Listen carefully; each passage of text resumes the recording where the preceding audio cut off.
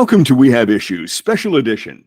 During today's podcast, we shall be chatting with our guest, Father Bill Sokolowski of the Food for the Poor Mission, an organization that feeds millions of hungry people throughout Latin America and the Caribbean. Father Bill holds an MA in philosophy from Trinity College and a PhD in philosophy from Boston College. A former professor of philosophy and member of the State Elections Enforcement Commission, Father Bill served as associate pastor and pastor throughout his career as a priest until his retirement in 2015. He is responsible for the program entitled Developing Waterbury Housing for People, a program assisting the poor to own condos while providing financial counseling to guarantee long-standing growth. In 1983, Father Bill was introduced to Food for the Poor by a priest who was preaching about the ministry in the Caribbean. As a pastor of St. Maria Goretti Parish, Father Bill worked with his parish to sponsor mission trips to Haiti with Food for the Poor. This work served to encourage parishioners and young people to witness what poverty is and to realize the blessings of both Father's own and the parishioners' own lives. Father Bill is presently stationed in Connecticut. Father Bill, we are honored to feature you on this episode of We Have Issues, Special Edition. Well, thank you very much, Joe. It's a pleasure to be here. And I certainly hope that our conversation today will be helpful for all of us, for myself, being able to give an expression of what we do at what Food for the Poor does, and also the work that I try to provide for them. So thank you very much. You're quite welcome. Let's jump right into things. May we begin by having you give us an overview of the Food for the Poor program? Well, that's a very complicated question, but what I would like to do is to go back to the origins.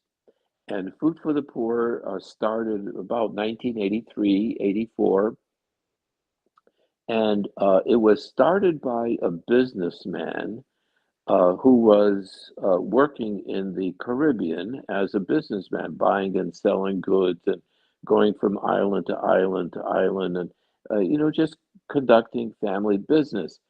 And he was an individual who was Lebanese, and so he wasn't native, but rather the family had come from Lebanon many years before, and they were established in the Caribbean.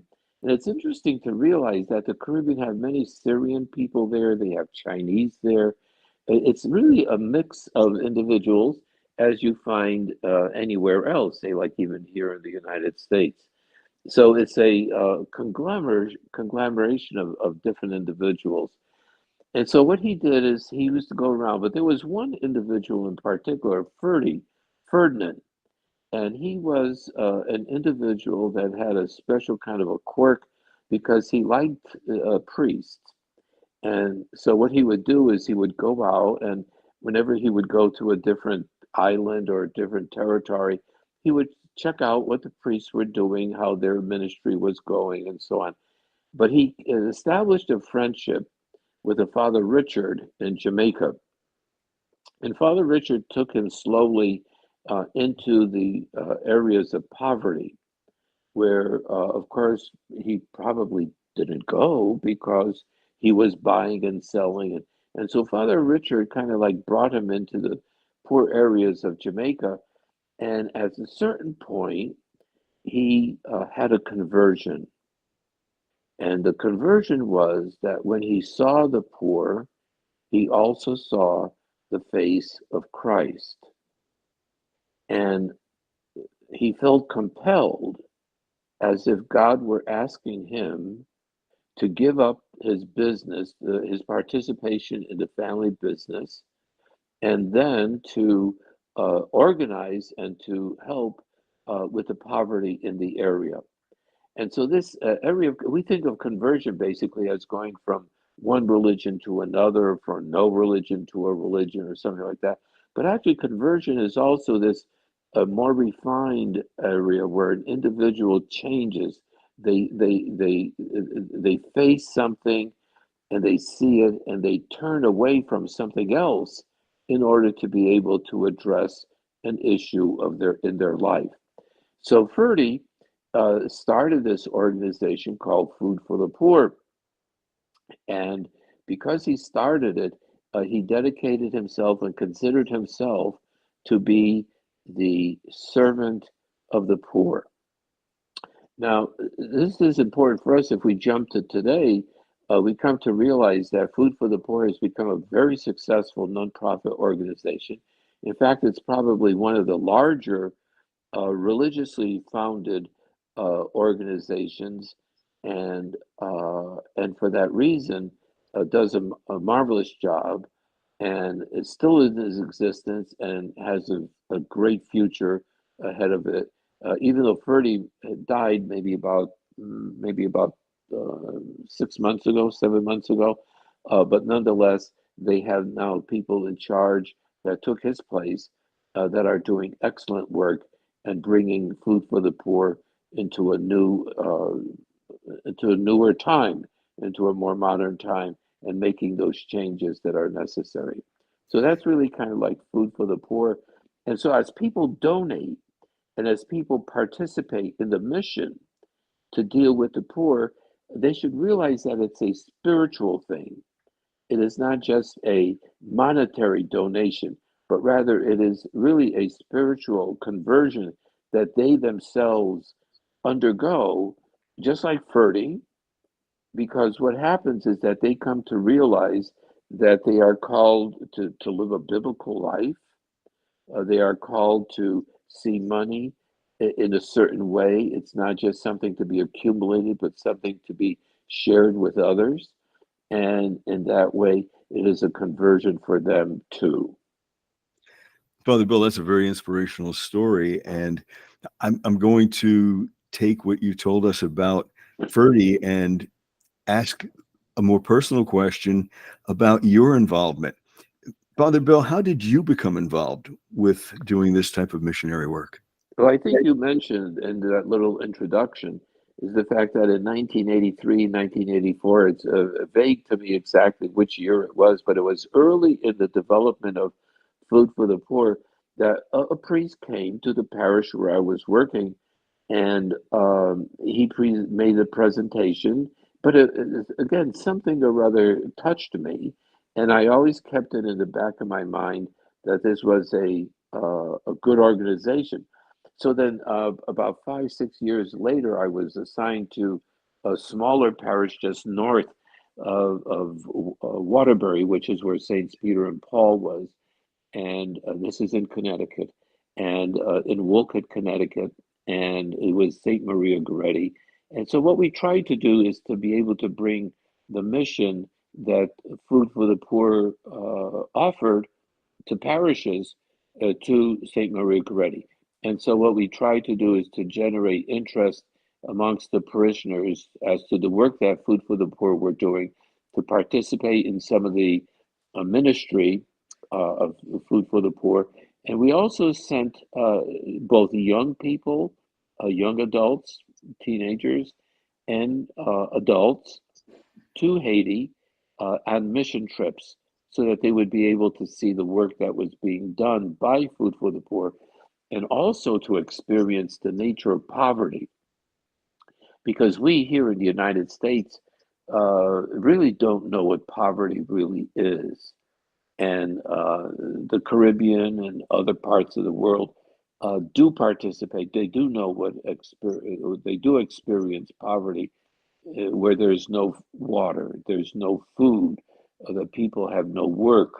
I mean, it's really a desolate way of living, and um, and so that's especially the young people, so that they would come to realize how blessed they were with the richness of the United States of America, with all of the things that are available to them, and the things that we take so much for granted, and in that way to have perhaps affect their lives and their futures. So food for the poor then basically is not just food. It's food and so much more. It sounds like it addresses the complete lives of the people and the communities.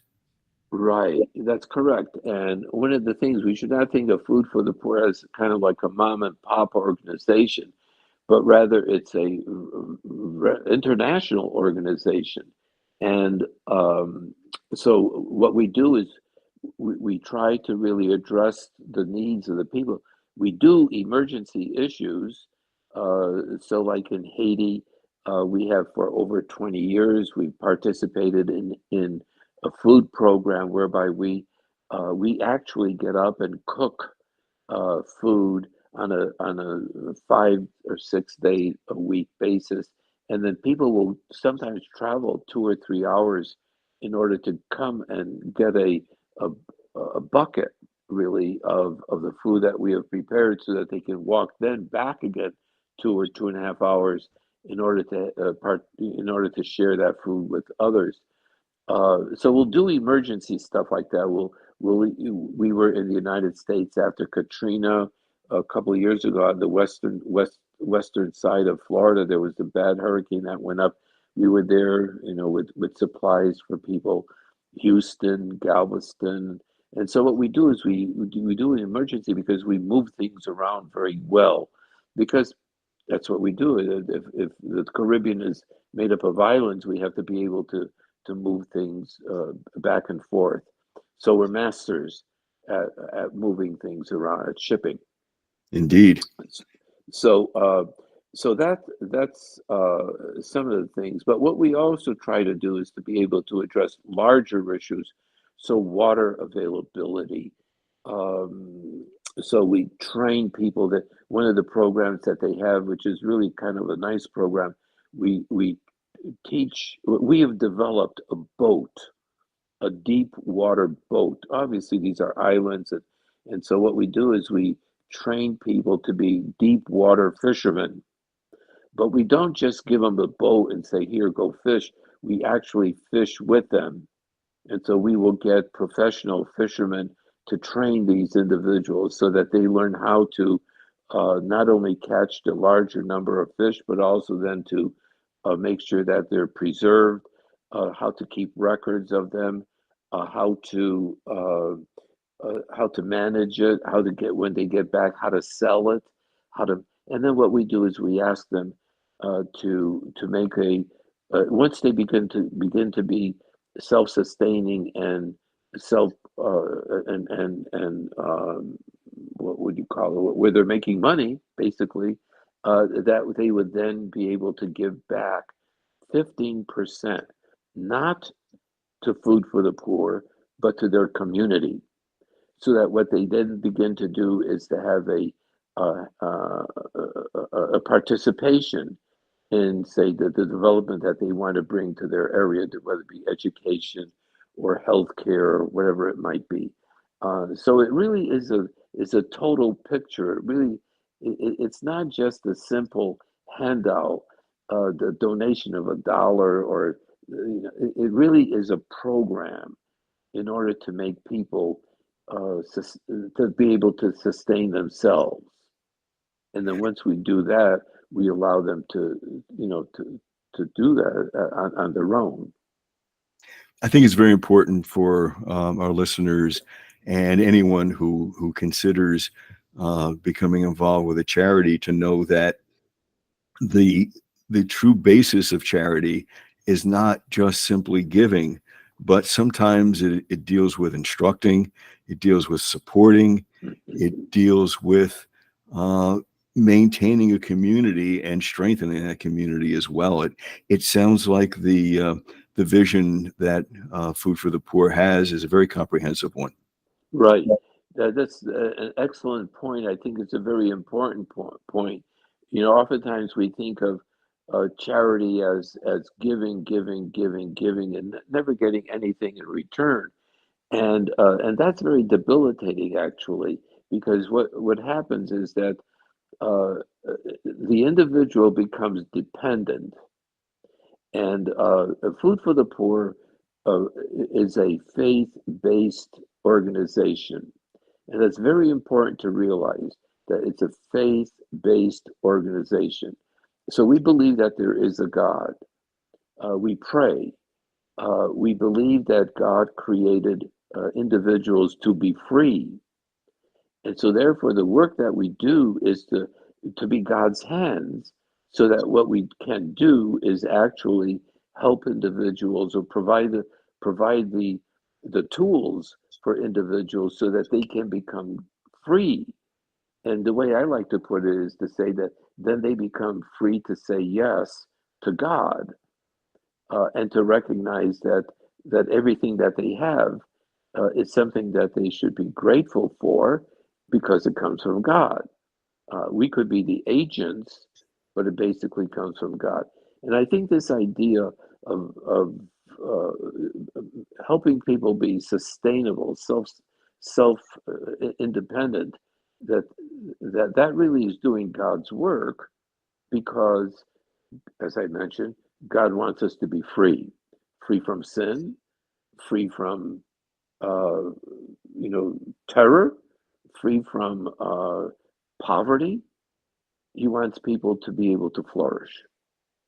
It's interesting that we here in the United States have so much that when we talk about our communities, one of the things that comes up constantly is electronic connections and cell phones and having those what we consider to be necessities when really you go into some of the other nations and find that that's maybe one of the farthest things uh, to come down the road when missionary work is being done. The people's general health and welfare needs to be addressed first, Right, and that has to be at the forefront. right. In a way, we don't consider ourselves to be evangelizing. We don't do that. We're pre-evangelization, because what we want to be able to do is to be able to take um, people's living conditions and help improve them, so that people can have the freedom, and then actually then allow the evangelization to take place after that. Most of the places where we're already engaged in, which is the Caribbean, that there is a strong religious base anyways, even in Haiti, where you might have voodoo and things like this, but fundamentally, I mean, there is, even voodoo is based on Christian principles, and so it's already there. And if they know that we are acting not out of greed, or we're not acting out of self-interest, but we're acting for their good, then they automatically understand that it's a religious activity.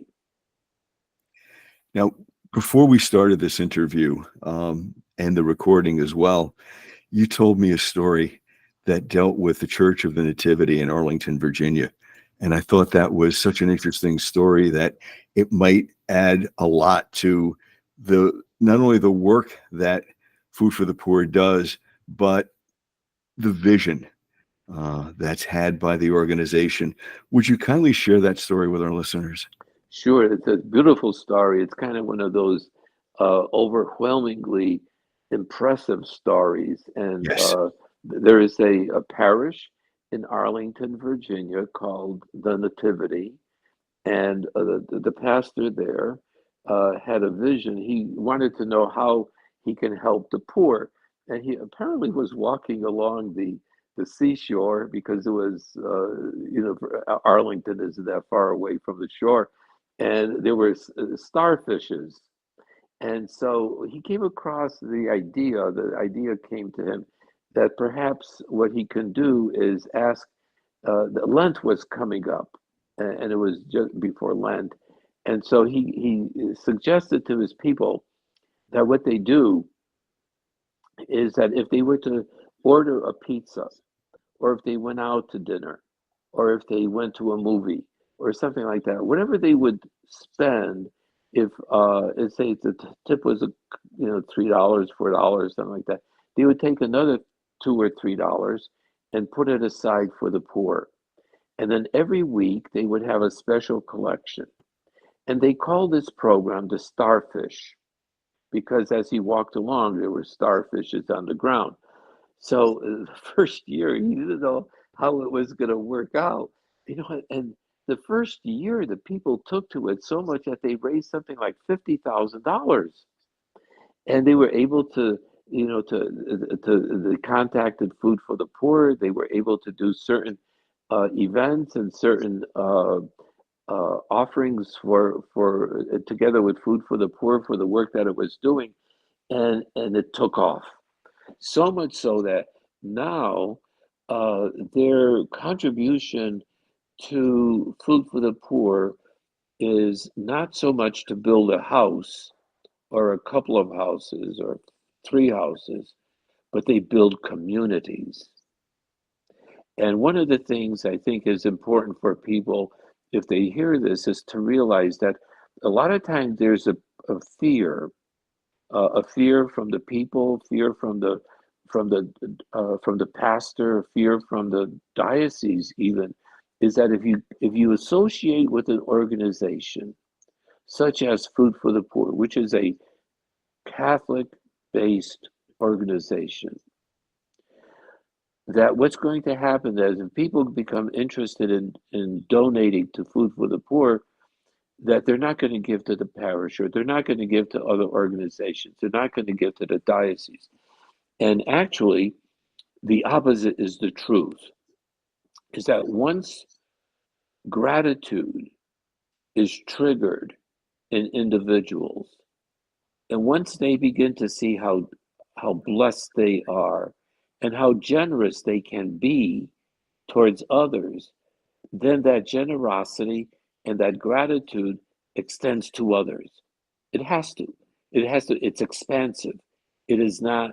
It is not self-centered. It's expansive, and for that reason, then say with the nativity, I mean, their contributions to the parish are very fruitful.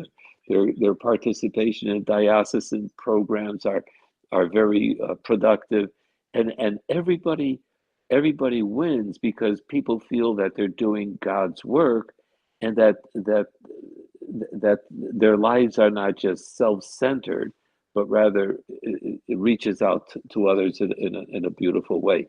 It's a great story. It's still going, even though the pastor died. He had developed cancer, Oh, but the pastor following that replaced him is following in the same pattern.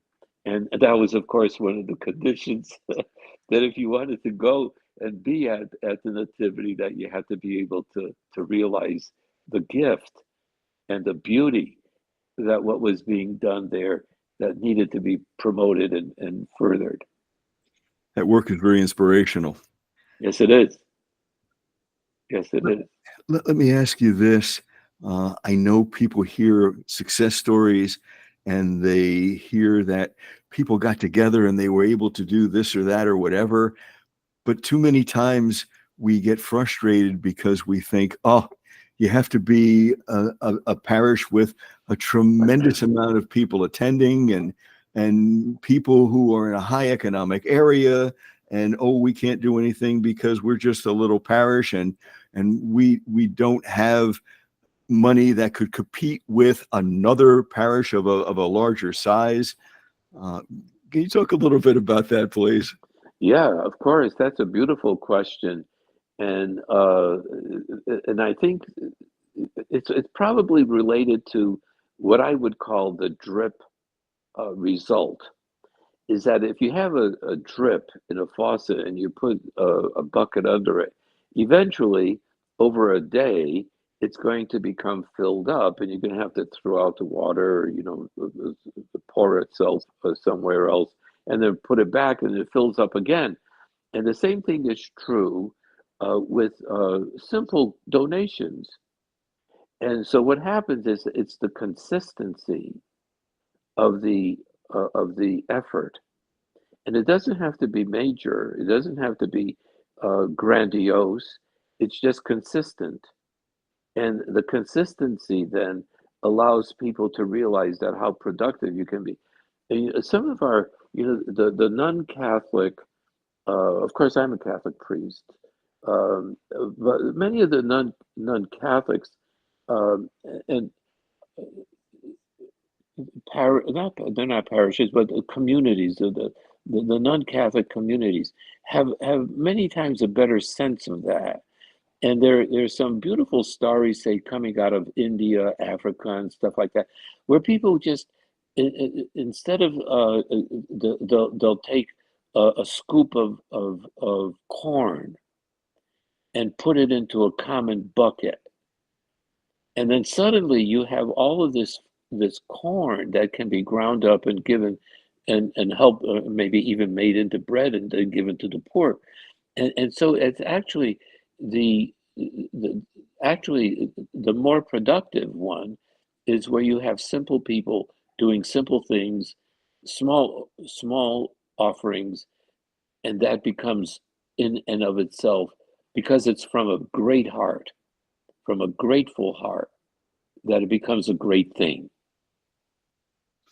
When you think back to the missionary work that you've been able to do so far through Food for the Poor and in your service as a priest, and you start to think about the future a little bit, I guess this is kind of a two-part question.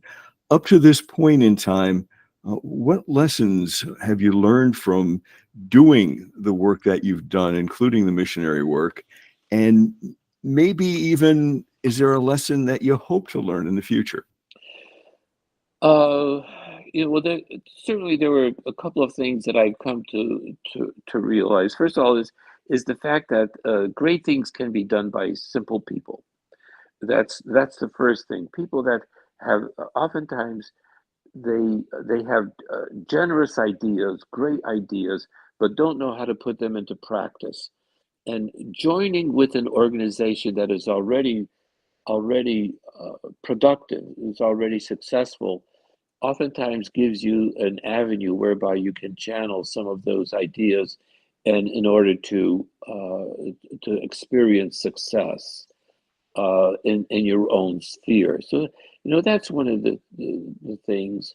The second thing is one of the scriptural passages that's very important to us is Matthew 25, where whatever you have given to me, whenever you've seen the poor person, you help the person.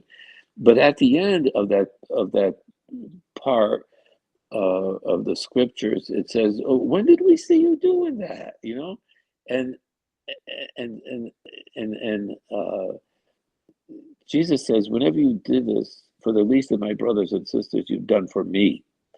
And and so there is this certain element of, you want to call it faith, you could call it kind of like unknownness, because that's what faith is. Um, this not having the security of knowing that that this product or this agency is going to produce this. That idea of being open to a uh, to a result that you don't know, but you trust in it, and therefore you pursue it. That, I think, is very important, and I've come to experience that too, and then secondly is the idea of, I let God do it. So sometimes I have to travel by car, or sometimes I travel by plane, and I kind of at the beginning, when I'm leaving, I say, okay, whatever you want me to do, let it be done. And if you don't want me to do it, let it not be done. And I have since taken away the anxiety that I have to do something, I got to get it done, which is a very modern um, vice, really, is to think that we are the product of our own efforts. And this way, I learned how to be able to give it over to God and let Him be able to do things. So, and all of us can, whether you're a parent, whether you're facing some illness, whatever. I mean, each of us can apply that to our own lives. But I think it's a very important quality to rediscover again. Um, and then also the thing that's always amazing, it kind of like floors you, is we sometimes go to different missions and in order to see the work that's being done, and the joy that poor people have, and the uh, the simplicity of their greetings, the there's no there's a certain sense of joy, and there's also a sense of reliance on God that we in our sophisticated life have lost. And so those things are really difficult to rediscover when when you have everything that you need. If the weather's too hot, you put the air conditioning on. If it's too cold, you put the heat on. If you need something to drink, you go to the refrigerator. If you want something to eat, likewise. If you're bored, you go to a movie. I mean, we have so many things that we feel that we think that we're in charge. And in the final analysis, of course, God is in charge. He's our creator. He's the one who leads us. And for that reason, we have to learn. And it's something that each and every one of us has to be able to learn, is that we're not independent for ourselves. We're only independent if we trust in God. It's a very powerful point, and a point that I know some folks in this modern age who are committed to being in charge and being on the cutting edge and pushing forward tend to forget. Sometimes we get lost in the pace of the world, and we Right. don't remember that some of the most beautiful things that life has to offer are those simple things. Correct, correct. And so, the one thing that I didn't mention, so I'm glad that you brought this out, is the sense of gratitude, and the sense of gratitude for all that we have. And the simple person or the poor person also has a sense of gratitude because they have other people, and the way they share things, they come to like there's a story really. This was seen. I'm giving it because I was told this story. I didn't see it myself, but they walked into a room, and there was these two boys, two brothers, and one of them had a bowl with soup in it, and the other brother was watching him, and someone said to him, well, are you going to eat later? And the individual said, no, it's not my day to eat. And Uh, so, so when you come to realize that people face that, but then they know that this is the brother's day to eat, and is not greedy, doesn't want it. It's just that he wishes he could have. So, but but those things are so everybody has to have gratitude. And there's a very beautiful Cicero says about gratitude. He says that gratitude is the greatest virtue, but it is also the parent of every other virtue. And that's very nice coming from a pagan, to say that gratitude is to be, and for them, of course, they had all sorts of gods.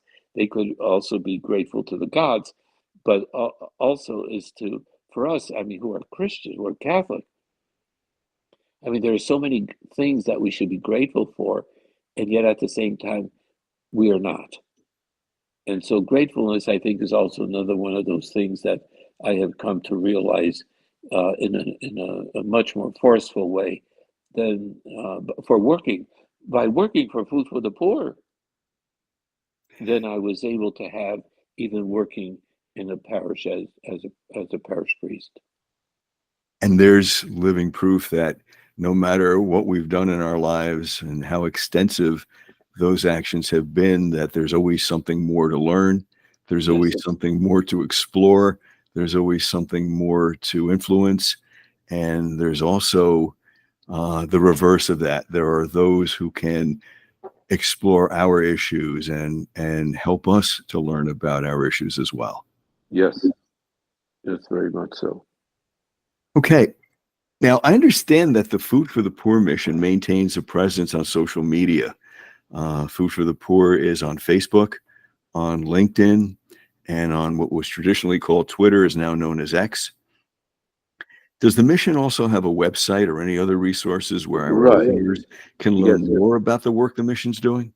Yeah, it's very sophisticated. As I mentioned earlier on, this is not a simple mom pop type of organization. It really is a very large organization. Um, the present, I guess you could call him CEO, the fellow in charge is a man by the name of Ed Rain, and he's British by origin. He's a businessman, and he's really taking us to wonderful places because he brings a different perspective, a more modern perspective. And so, one of the things that we do have is a sophisticated electronic presence, and all that one would have to go to is Food for the Poor, and they would be able to see all the different kinds of works that we do. The communities that we develop, the services that we provide, the work that we provide, and it's all to enrich individuals, and hopefully that they themselves will come to believe in God and trust God. And so yes, we have that. And um, and uh, and it's interesting, like most recently I just was in an area where there were some Jamaican people. And so, of course, my first question is, do you know about Food for the Poor? And of course, they all say, oh, yes, yes, yes, my cousin got a house from them or something like that. So it was very beautiful to realize that they too actually experience the benefits of Food for the Poor. And that effect is synergistic because it spreads the wealth by spreading the message. Yes, correct.